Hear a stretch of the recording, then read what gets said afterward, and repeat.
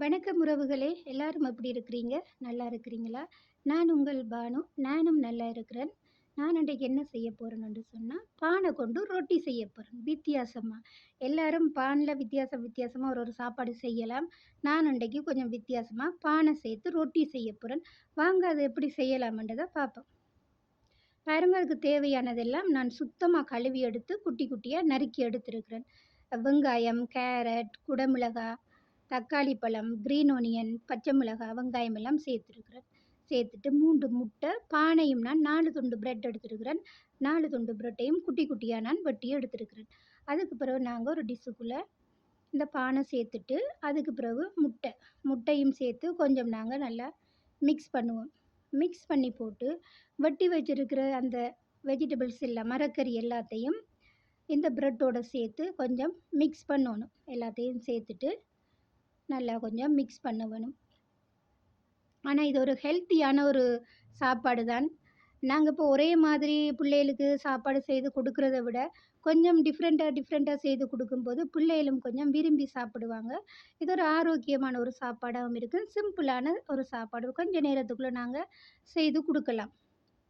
பாருங்க அதுக்கு பிறகு நல்லா மிக்ஸ் பண்ணி போட்டு, நான் கடாயில கொஞ்சம் எண்ணெய் சேர்த்துட்டு, நான் ஒலிவ் எண்ணெய் தான் சேர்த்திருக்கிறேன். ஒலிவ் எண்ணெய் யூஸ் பண்றது மிகவும் நல்லது.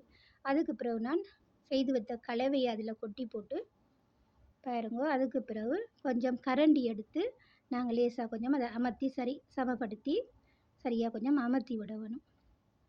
பாருங்க. அப்படி செய்து போட்டு, நாங்க நெருப்பையும் குறைச்சு வைக்கோணும். சின்ன குட்டி நெருப்புல தான் வைக்க வேணும். அப்பதான் நல்லா வெந்து, நல்ல மொறுமொறுப்பா வரும். நல்ல டேஸ்ட்டா இருக்கும். சாப்பிடும்போது அந்த மாதிரி இருக்கும். நெருப்பையும் குறைச்சு வைக்க வேணும்.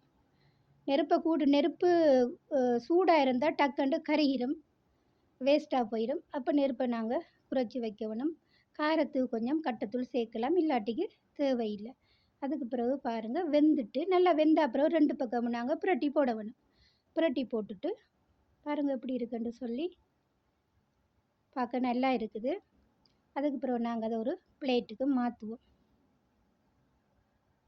பாருங்க. 2 பேர், 3 பேர் அழகா சாப்பிடுறதுக்கு இது போதுமானதா இருக்குது. பிடிச்சிருந்தா நீங்களும் ஒரு தடவை செய்து சாப்பிட்டு பாருங்க.